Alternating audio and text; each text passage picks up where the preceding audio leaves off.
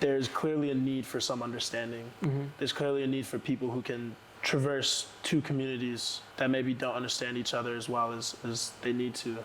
And I felt like I could fulfill that need in that moment. And so it was more like me telling myself, like, all right, bro, like this is a situation that you can step into and actually add value to. Yeah.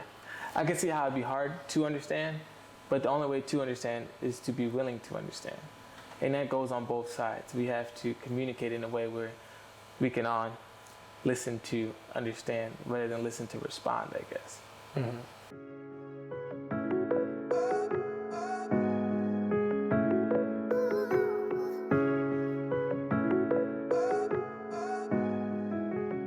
Hi, my name is Maema Njongmeta, and this is Battering Badgers. And today I have a special guest, Lo. Hello. I'm Lawrence Johnson. I go by Lo. I'm from Wanakee. I was born in Madison, so Wanakee's about maybe 15, 20 minutes away from here.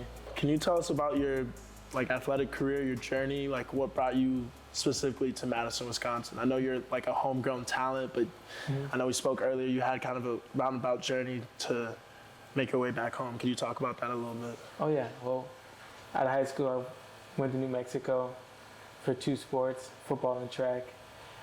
Doing football and track, it's definitely harder than it seems. Yeah. High school, you can do 2 different seasons, but at one point you're going to overlap being a football player and a track athlete. So that journey was interesting, learning how to navigate 2 practices in one day, having study hall requirements, school requirements, eating, all that stuff just kind of forced me to be I'll say ultra efficient with my time. Yeah. So that journey was something that it'd be hard to recreate with anything else in my life. But through that, I learned myself as a person and what's important to me. And that's just striving to be the best I can be every day. Yeah. So, okay, could you talk about when you transferred and because you said you went to New Mexico. Yep. You said you're a senior? Junior. Okay, so I'm a junior, and I don't think I ran into you on this campus until about, I want to say 2 or 3 months ago. Yeah. So I've been here my 3 years, haven't seen you till 3 months ago. You show up out of nowhere. I'm like, yo, who's this cat? Can you talk about when you transferred, all that, that whole journey kind of? All right, so I transferred during the COVID year, 2020. Okay. And I just remember at that time being at home with my family when the university sent people back home, just thinking man, I've been gone for so long. And I played sports because I love it, but I also play it because of my family.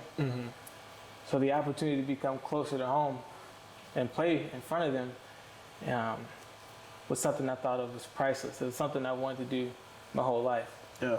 And now that it was here and it was an opportunity, I had to take it. That's awesome.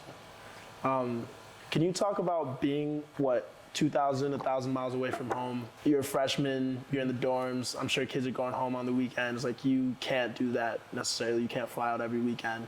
Maybe you have games. Your parents can't make every game because it's so far away.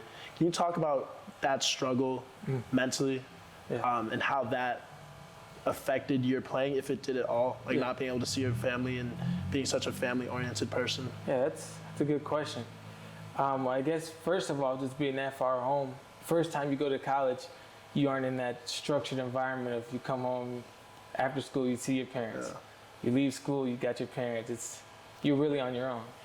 So you have the opportunity to be, well, I wouldn't say opportunity to be somebody else, but more the opportunity to not have the parental structure of your life.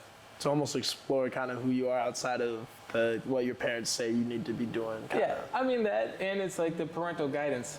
Everybody you respect your parents, you respect everyone you love in your family, but when it's up to you to wake up in the morning and no one's telling you to make up your bed, it's different. So there's that challenge of, always keeping those values that your parents instill in you, even when they aren't there every day to watch you. But the mental struggle of it is definitely a different type of toll. You used to seeing your parents every single day, used to talking to them every single day, and like we spoke on before, being a 2-sport athlete, it's from 7 a.m. breakfast to 8:30 meetings, football practice, after practice meetings, to go to the training room, to go to the track. Yeah. It's not much time where you really can just sit there and examine the surroundings that you are truly in. You can't really pause, and you might not even have time to call your mom, talk Yeah. for 15 minutes. It doesn't. Yeah. You get in bed and it's like 9:30. You're like, man, I haven't even called my mom today. Yeah, I haven't even thought about my mom today. Yeah, it hits you a little different when you realize it like that. So it's a different struggle in the aspect of you don't really get to be as involved in a daily basis with your family. So before COVID hit, were you thinking about transferring because like was that starting to affect you on a day-to-day basis? Or was it just like COVID hit and you're like, all right, like this is the opportunity that I've been waiting for, like let me seize it? So I can't necessarily say it was just COVID, but I can say COVID made the opportunity more clear. Yeah. I always wanted to be home and compete in front of my family, but the journey and the steps that I felt that I was going down, it was really important for me to do it at home. Sure. This past season, I ran faster than my dad in the 100. And doing that in New Mexico would have been a different feeling than doing it at the school he did it to. That's been a goal of mine since I first started running, you know? Yeah. I know you said you had some injuries in New Mexico. Could you talk about a little bit about that? Well, the last injury I had there was a broken scapula. Yeah. Track? No, football. Okay, good. So at the time, I thought I was just a stinger. Next play, I went to try to get the ball and couldn't move my arm. So I remember that flight home thinking, man, this is just a really bad stinger. It's going to be good. And the next day, I went to go get the x-ray, and it had a broken scapula. I remember the doctor telling me, like, he only seen this injury twice. Nothing I can do to tell you how you feel when you're 50. Couldn't tell you the arthritis you're going to have or even how you're going to be able to deal with it, but you will heal. Mm-hmm. So just hearing that I will heal was, I guess, was a way to keep me up. But at football, the only thing you want to do is be on the field with your team. Yeah. So getting hurt the second game of the season, it's still a long season left. Yeah, a lot of football. A lot of football left. And it's hard to contribute without actually being at practice, but I found a way to contribute, whether that being in the weight room, keeping people up, or whatever way I could help my team was another way I tried to find joy in it. So it's definitely a struggle, but with the people around you, your family, you got good friends, they can help you get through it. And I can honestly say the group of people I had with me in my house and my family, if I wasn't in constant communication with them, it would have been pretty hard and pretty easy to just fall into the downside of being injured instead of looking at what it can bring to me. Yeah.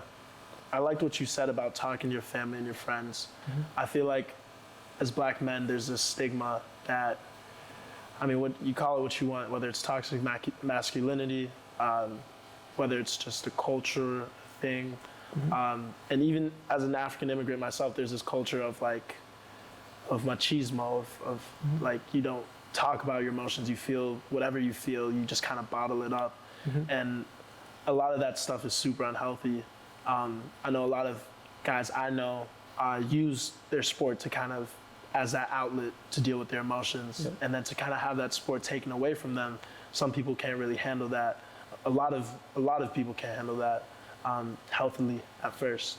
So I like what you said about talking to your family, talking to your friends, having like a strong support system. Mm-hmm. Was there anything else you felt like that really helped you through that time? Yeah, definitely.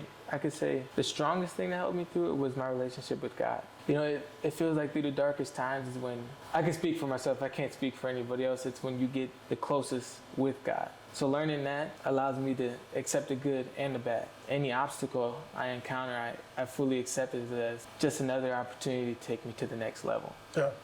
I mean, I know through kind of my injury journey last year, kind of relying on my faith, and a big thing, I was reading in scripture this, I was on this Christian YouTube page, and they were talking about tests in the Bible.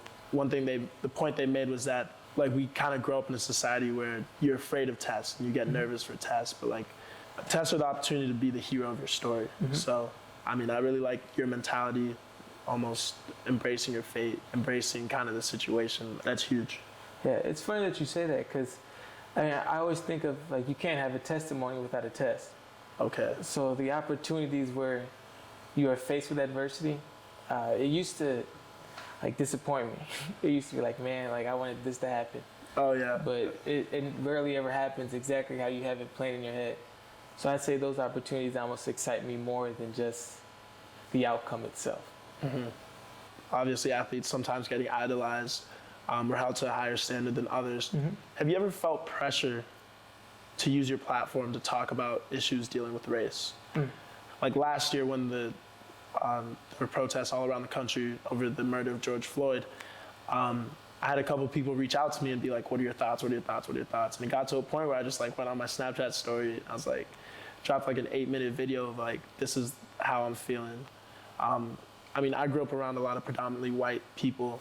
And so it was like, it was more of like I'm the only black friend they have. And so they kind of wanted to hear what I had to say. But there was also an aspect of like, I feel like I have this platform, my voice has some influence. Like I feel this urge, this almost pressure to speak. Have you ever felt that? Does it bother you? Yeah, I mean, I feel like it's definitely a responsibility. But the aspect of handling it is something I can honestly say I talk about a lot with my family, with my girlfriend. We discuss these situations all the time to the point where it's making a post the most efficient way of having change. It's a real question because when we think of equality, if somebody asks you what equality is, it's kind of hard you can give an answer, but it's hard to truly give a true answer because have we truly seen equality in our lifetime? So it makes me wonder, is a social media post the way to have change, or is it to sit down and talk to people and have change? Or is it to have a change of heart? Or, it's kind of it's a question that's hard to answer if I'm being honest. Yeah. But the aspect of the responsibility of it, I'd say 100% I agree with it. You agree that there is a responsibility, or you agree that you feel a pressure to have, like? I'd say I agree that it's funny, you use the word pressure. Do you say it's like a pressure from an external source, or is it internal? Because I know you said you have people come to you. Sure. And that's obviously external. I can say I have a similar situation. I have people ask me questions. It feels pressure as if I'm speaking for the whole race. Yeah, bro, I was saying. Right? Yeah. But it's also, deep inside, I probably feel the same way that you do. It's like, this is something, like they're coming to me for a reason. I should have the magnitude to answer it. Yeah. I should be able to handle this. Like people are coming, exactly. Yeah. So it's a pressure from both ways. Yeah. There's clearly a need for some understanding. There's clearly a need for people who can traverse two communities that maybe don't understand each other as well as they need to. And I felt like I could fulfill that need in that moment. And so it was more like me telling myself, like, all right, bro, like this is a situation that you can step into and actually add value to. Yeah. I can see how it'd be hard to understand, but the only way to understand is to be willing to understand.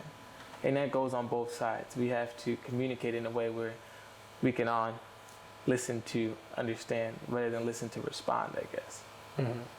Okay. Kind of switching topics a little bit. You spoke about how you've been playing sports since you were 6 or 7 years old. Eventually, the clock runs down to zero for all of us. Our playing careers will eventually come to an end. Could you talk a little bit about your identity as an athlete and any anxiety or excitement about your life after sport and your identity outside of your sport? I would definitely say my identity outside of my sport is, related to my faith. Like I said before, I'm rooted in God and in His plan. I guess when you talk about when the time becomes zero and who you are outside of the sport, that shows up on a daily basis. You play sports for 60 minutes, 9 seconds, however long your sport is, but when you go home, who are you to your sister? Who are you to your parents? Who are you to your girlfriend, your boyfriend? Who are you as a person is what it really boils down to. So I think about that question a lot. Who am I going to be when it's all over? Am I going to be a person that my family can look up to, my little cousins? Am I going to be a person that this community can look up to? I could say it can add stress, but it gives me a peace of mind knowing that I can achieve these things. I can be a good husband one day. I can be a good son. I can be a leader to whoever needs someone to be led. I can be, whoever I need to be. So. All right, cool. Elo, appreciate you coming on the show today, taking the time out to talk. This has been awesome. It really has. This has been Maema Njongmeta with Bettering Badgers, presented to you by UNCUT Madison.